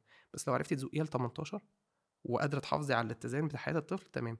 طب لقيت ان الولد هيخسر الجزء الاجتماعي مثلا، هو الوحيد اللي وسط اصحابه اللي ماسك موبايل عامل كده وكلهم ماسكين ايفون ومش عارف ايه وبتاع، فساعتها هديهوله، بس هعمل له كونديشنز للاستخدام تخليه يقدر يحصل على الاحتياجات الاجتماعيه دي مع اصحابه، بس لما يرجع البيت هيبقى ليه رولز تانية بيستخدمها ما تخلوش متعرض ده 100%. فانا ممكن اتدخل في ان انا ابطأ شويه حاجات عشان اساعدهم هم يتعرفوا على الحياه. اصلا احنا العيال ما بيلحقوش يتعرفوا على الحياه، وبيخش من الكرتون للسوشيال ميديا للتيك توك للبتاع، فهو رحلتهم من الصغر لحد الشباب كلها بقت ديجيتال دلوقتي. وبالتالي احنا ليه مستغربين ان كل ولد تساليه عايز يقول لك عايز ابقى بتاع تيك توك، انا عايز ابقى جيمر، انا عايز ابقى مش عارفه كذا. فاحنا عشان نقرب لهم مفروض يعني احنا كده بعدنا نفسنا برضو لما نقول ان احنا مش هنخليهم يستخدموا الموبايلات. طب ايه بقى الحاجات اللي احنا ممكن نعملها معاهم مثلا؟ ما انت يعني ان هو ده الجنريشن بتاعهم بقى كله كده، فاحنا دي اجابه بتزعل. احنا عايزين الصح بس مش قادرين ندفع ثمنه. احنا النهارده بنيجي نقول ايه؟ انا عايز اودي ولادي مدرسه غاليه عشان يتعلموا احسن تعليم، وانا ربنا خلقني مهاراتي وامكانياتي عشان اعرف اجيب الدخل ده، هروح اتسحل في شغلانه 13 14 ساعه لما يكونوا شغلانتين، فانا ما عنديش وقت اصلا اقضيه مع الاولاد. فانا هختار حاجه من الاثنين، يا هوديهم المدرسه دي، يا اما هقلل 13 14 ساعه دول واقضي انا وقت معاهم. يعني اختار الايكويشن بتاعتك. لكن احنا النهارده عايزين الاب والام يروحوا يشتغلوا عشان يجيبوا اكتر كم ممكن من الفلوس عشان يوفروا اللايف ستايل ده، وكل واحد فيهم يامن كاريره لحسن لو التاني خانه ولا طلقه هيعمل مش عارف. فالاستراتيجيات اللي احنا عايشينها دي كلها النتيجه بتاعتها ايه؟ احنا ما عندناش وقت. فالنهارده احنا عايزين ناخد كل حاجه من غير ما نسيب حاجه. فلا هنقعد نشوف احنا عايزين المستوى ده من المدارس مقابل ان احنا ما نبقاش موجودين في البيت، ولا ننزل شويه بالبراندز والمدارس. طبعا الله يكون في عون الناس، في ناس بقى بتبقى هو بيعمل كده عشان السرفايفل بتاع الاكل والشرب، اكيد انا مش بوجه له كلام، بس انا بتكلم ان في طبقه كبيره من الناس عندهم يعني اللي هي اللي عارفه الطبقه المتوسطه اللي احنا بنحاول نكارك بس ان احنا ندي ولادنا احسن حاجه، وفي نفس الوقت مش عايزين ننزل أو يعني، وطبعا الدنيا عماله تغلى فاحنا عمالين نعمل كام تحت الميه. فاحنا هنختار شويه اختيارات وبناء عليها هنقدر نبني ده. فانا عشان اعرف ابني حوار مع اولادي اديهم اكتيفيتيز تانية غير ما انت بتقولي لي هناخد منهم السكرينز او مش هنوفر سكرينز، ما انا برضو مش هخليه يلعب يوجا في البيت، فانا محتاج اوديه نادي، اخليه يعمل سوشيال لايف في حته، نعمل احنا كعيله اكتيفيتيز، نخرج نروح نيجي. طب ما مين اللي هيقوم بده لو احنا الاتنين مسحولين في الشغل وما عندناش وقت؟ يا اما ساعتها بقى بضطر غصب عني ايه، خلاص هيبقى بلاش الموبايل بس التلفزيون بفترات معينه، طب البلاي ستيشن بوقت معين، طب هنجيب لابتوب هيقعدوا عليه وهيستخدموا، بس التليفون ده لعنه، اللي في جيبه طول الوقت، اللي بيخش بيه اوضه النوم، اللي بيدخل بيه الحمام، اللي بيخرج بيه، ده لعنه. فحتى لو هبتدي ادرج السكرينز هدخلها من اكبر سكرين لحد اخر حاجه تبقى اخر سكرين، لان كل ما البرايفسي عليت كل ما المصايب زادت. وطبعا الحته بتاعت ازاي نقدم سكرينز ونعملها دي ده توبك كبير قوي يعني، ده محتاج حلقات ليه كونديشنز كتير قوي. انا بس عايز انا دلوقتي بدي للناس افكار، الكلام اللي انا بقوله ده غير قابل للتطبيق بمجرد ان انت تسمع مني الكلمتين اللي انا قلتهم دول خلاص. طب كريم، هروح معاك لموضوع مهم بس مختلف شوية بعيد عن الموبايلات. ازاي انا كأب او ام اقدر دلوقتي في الزمن ده، في ظل كل الحاجات اللي بيتعرضوا لها بره وجوه وكل حتة، ان انا ابني شخصية عندها ثقة في نفسها، ما يبقاش ناتجة عن خوف او رهبة مني؟ ازاي يبقى فيه العلاقة اللي هي ايه، احنا في ما بيننا ثقة، وانت ابني يعني اطور من ابني انه يبقى واثق في نفسه برضه. فكرة فلسفية عامة بس هتساعدنا كتير، انه لازم اتقبل ان انا مش هعرف احمي الاولاد، وان هم هيبقى عندهم ابتلاءات في الحياة كده كده، وان انا مسؤوليتي ان انا الحتة اللي بشارك بيها هي دي اللي انا محتاج اجتهد فيها. فانا ممكن اطبق في البيت مثلا استراتيجيات كويسة لان انا ما بقاش بنتقده كتير، ما بقاش بهاجمه، بقدم له مفاهيم متزنة وفيها حكمة عن النجاح والفشل ومش عارف ايه الكلام ده كله، بس يخرج في المدرسة يقابل مدرس بينتقده بشدة، زمايله متنمرين فلما يغلط في حاجة يضايقوه. فكرة ان هو السؤال، انا بناقشك في الفلسفة ورا السؤال، ان دي اصلا مش بتاعت الاب والام، انه يطلع واثق من نفسه، النتيجة النهائية مش بتاعت الاب والام، الاب والام مشاركين فيها بس هما مش مسؤولين عنها 100%، وشتان ما بين الفرق بين الاثنين عشان الاهالي ما يدفنوش نفسهم بالحياة. انا اعرف اعمل ايه، واحد اشتغل انا عن ان انا اظبط ده عندي، لو انا ده مش عندي مش هعرف اديه لابني. فمثلا واحده من التوبكس الاساسيه في الموضوع ده حاجه اسمها السيلف استيم او تقدير الذات، هي اللي بيجي من وراها اصلا فكره ان انا اعرف اثق في نفسي بشكل موقفي. فلو انا كأب او ام مش فاهم ايه اللي بيرفع تقدير الذات وبيخفضه، وانا النهارده هل انا كأب او ام اصلا عندي انخفاض في تقدير الذات ولا ارتفاع فيه، فانا ممكن اكون لو انا ما عنديش المعلومه ان انا عندي اصلا لو سيلف استيم، فانا عايز ابني يبقى زيي، فبساعده يعمل التصرفات اللي تطلعه اصلا عنده مشكله مش اللي هو عنده حاجه جيده. فهنرجع تاني لتطوير الاب والام، انا الجمله دي ممكن تحطوها هنا جرافيكس على صدري طور نفسك. فهو هيطور نفسه في الجزء بتاع تقدير الذات. انا زي ما قلت لكم النهارده مش هنقدر ندي تطبيقات بس ندي مفاهيم الناس تروح لها، يقدر يتعلم عن سيلف استيم. وانصح جدا ان ياخد التوبيك بتاع سيلف استيم بالذات من حد عنده، لو هو شخص عربي ياخد من حد عنده الثقافة العربية والإسلامية، لأن التوبيك لما بيتاخد زي ما قلنا من الجانب الغربي بيبقى فيه مساحات طبعا جيدة جدا، بس في شوية حتت بتبقى ناقصة، لما بنيجي ننزل احنا في الثقافة بتاعتنا نطبق بتفرقع في وشنا.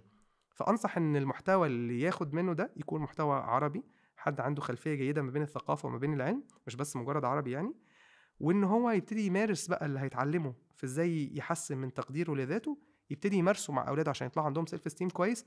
وبناء عليه فكره ان هو يثق في نفسه بقى، دي هتبقى رحلته هو في الحياه بقى، هيبتدي يعمل يخش في بروجكتس ويفشل فيها فيعمل تاني، فيحس ان مهاراته كويسه فيبتدي يثق في نفسه في الموضوع ده، بس لسه مهزوز في الحته دي، بس الاوفرول هو حاسس انه انسان كفء وشاطر ويقدر يتعلم. هي دي اصلا بالمناسبه تعريف التقدير الذات، حاجتين: شعوره بالقيمه وشعوره بالكفاءه. فلو انا عرفت احسس ابني ان هو قيم، والقيمه دي اصلا هي لوحدها عنده لان ربنا خلقه، يعني هو القيمه دي واكتسبها بالخلقه بتاعته، والكفاءه ان هو يقدر يبقى كفء. الاتنين دول لو الولاد وصلوا لهم وحسناهم هيعرفوا بعد كده يبقى عندهم تقدير ذات جيد، وبالتالي تنعكس الجزء بتاع الثقه. بس اللي انا بتكلم فيه ده فيلم كبير قوي، محتاج الاب نفسه يبقى والام عندهم وعي بيه، وبالتالي رحله طويله هيبنوها مع الاولاد، والرحله دي الولاد هيتعرضوا لحاجات بره تاثر عليها وهم يسندوا لحد ما الاولاد ما ربنا يكرمهم يعني وامورهم تبقى كويسه. طيب كريم، لو هتدي نصيحه واحده للاهل تبقى ايه؟ هجيبها من الموبايل. انا جايبه من الصبح عشان دايما بخيش في الحاجات دي. مشكلتنا في التربيه داليا انه الاهالي دايما لما بنقعد نسمع المحتوى ده بيبتدي يحصل عندنا اللي بيحصل معانا في الدنيا كلها، ان الامر بيرتبط قوي بحدود مسؤولياتنا احنا. فمن كتر البودكاستات بتاعت النجاح ورياده الاعمال فاحنا بقينا حاسين ان الغنى والفقر مرتبطين بينا احنا. الكورسات بتاعت التربيه كتب التربيه فالولاد يطلعوا كويسين او مش كويسين مرتبط بينا احنا.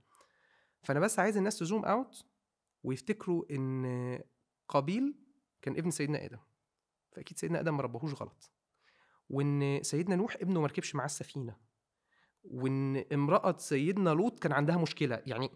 ففكره المسؤوليه المتعديه ديت هتخلينا عندنا جلد ذات عالي جدا. فانت بتتعلم وبتتثقف عشان دي خطوات السعي اللي ربنا امرك بيها. بس خلاص العصر اللي انت فيه متاح فيه الادوات دي، فانت محتاج تجتهد. يا رب والله انا سعيت في ان انا اتعلم، سعيت في ان انا جاهد نفسي في ان انا اطبق.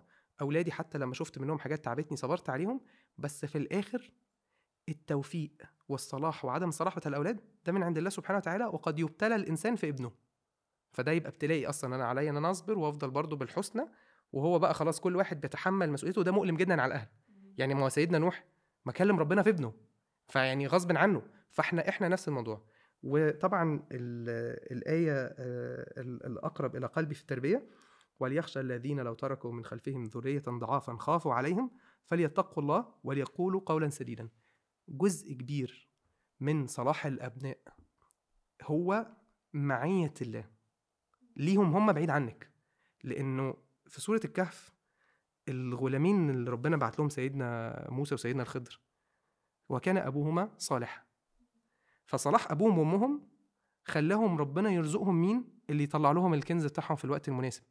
فانا لو انا عايز احافظ على اولادي، خلي اخلاقي حلوه في الشغل، خلي اخلاقي حلوه في البيت، وان انا راعي ربنا في الناس، وان انا ما اذيش حد، وان انا اقرب لربنا، وان انا ادعي ربنا.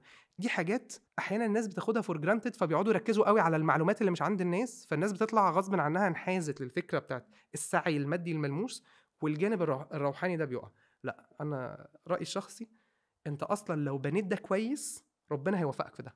فهتاخد المعلومه من الشخص الصح، وهتقرا الكتاب الصح، وهتفهم المعلومه بطريقه صحيحه. انا لما ببدا اي كورس بقول للناس ايه: اللهم علمنا ما ينفعنا وانفعنا بما علمتنا. انه حتى لو انا قلت يا جماعه كلام يتفهم غلط، بدعائكم ده ينزل في دماغكم صح. لان انت ممكن تقولي معلومه صح والناس تفهمها غلط صح. وممكن تقوليها مش دقيقه والناس تفهمها بشكل جيد ينفعهم في حياتهم. فاللي هو حتى واحنا داخلين نتعلم هو يا جماعه استعينوا بالله ان الكلام اللي احنا بنقوله ده يدخل ينزل في المكان الصح ويطلع بالطريقه صح. فدي نصيحتي: توكلوا على الله، استعينوا بالله سبحانه وتعالى، واجتهدوا قدر المستطاع، واعرفوا ان نتيجه التربيه مش مسؤوليتكم. الجهد اللي انتم بتحطوه في التربيه وصدقكم مع الله سبحانه وتعالى هو ده اللي انتم مسؤولين عنه. كريم، عندنا عادة كده بنحب نختم بيها كل حلقة، وإن احنا نسأل ضيوفنا ايه الحاجة اللي انت كان نفسك أهلك يعملوها معاك وانت صغير وما عملوهاش، وايه الحاجة اللي انت ممتن ان هم عملوها معاك وبنوها في شخصيتك. الاولانيه مش عارف اجاوبها خالص بصراحه، لان مش حاضر في دماغي حاجه. يعني اكيد اهلي كان عندهم اخطاء وكان عندهم حاجات، بس بصراحه تصالحي مع كم اللي هم ادهولي بخليني مش شايف تقصير في حته او نقص في حته. كان ممكن اتمنى بس ان اقضي وقت اكتر مع امي الله يرحمها، بس ما اقدرش اقول في حاجه كان نفسي فيها ما خدتهاش. النص التاني كان ايه الحاجة اللي انت ممتن ان هم بنوها في شخصيتك او عملوها لك؟ ان هم ادونا من وقتهم، حبونا. يعني انا مثلا ماما الله يرحمها كانت ست بيت، فهي حياتها كلها كانت لينا. فالنهارده انا بزعل قوي لما بتيجي حد تقول لك ايه: انا مش عايزه ابقى عديمه الطموح وابقى ربة منزل. دي ما اللي مطلعاكي دي ربة منزل. عديمه الطموح هي ابويا مثلا ما مش انتربرنور، موظف عادي جدا بيشتغل في مؤسسه حكوميه، يروح الشغل يرجع من الشغل يودينا التمرين يقعد معانا. فهو ادانا عمره بعد الشغل، اقدر انا اطلع النهارده بالمفاهيم الحديثه اقول لا لو كان انتربرنور وفتح له بيزنس كان زمان وكان معاه مش عارف ايه. لا، انا ممتن للوقت اللي هم ادوه لنا، وان هم فعلا حبونا في الوقت ده، حتى لو كان في بقى اخطائهم. احنا كل الاخطاء اللي احنا بنقول التربيه دي اخطاء كلها مبنيه على الحب، فهم حبونا باخطائهم بقى حاجتهم. انا يعني ابويا ابوس ايده ورجله وام ابوس ايديها ورجلها، ربنا يرحمها. شكرا جدا يا كريم، نورتنا النهارده، وبجد كانت من الحلقات اللي انبسطت بيها جدا وتعلمت منها كتير، وخلتني فعلا احس احنا ليه بنعمل ده. عشان كلنا برضو بنحاول نريز او نقوي السلف اويرنس عندنا كاهل يعني وفي الحياه في العموم. وبنصح الناس كلها اللي سامعانا دلوقتي انها تدخل على البيج بتاعت كريم، كي موتيفيشن. كي موتيفيشن. الناس كلها مقتنعه ان انا كيمو موتيفيشن. هي كي من كريم اسماعيل وموتيفيشن. وطبعا مش احنا اللي هنروج لك خالص، بس يعني فعلا عنده يعني محتوى رهيب، وبتدي ورك شوبس رهيبه، وانا اتعلمت منك كتير في الببليك سبيكينج اصلا. يعني احب الناس تبقى عارفه ده، وبشكرك تاني جدا انت انضميت لنا والله النهارده. شكرا قوي قوي يا كريم، يعني فعلا اثرت فيا جدا، واتمنى انه كل الناس اللي سمعتنا النهارده تتاثر بكلامك، ونبتدي نشتغل مع اولادنا بالشكل السليم ومع نفسنا كمان. يعني يا رب ربنا ينفعنا بمعلمنا يا رب باذن الله. شكرا لكل اللي تابعونا واللي سمعونا، مستنيينكم في حلقه جديده مع ضيف جديد في ناست بودكاست.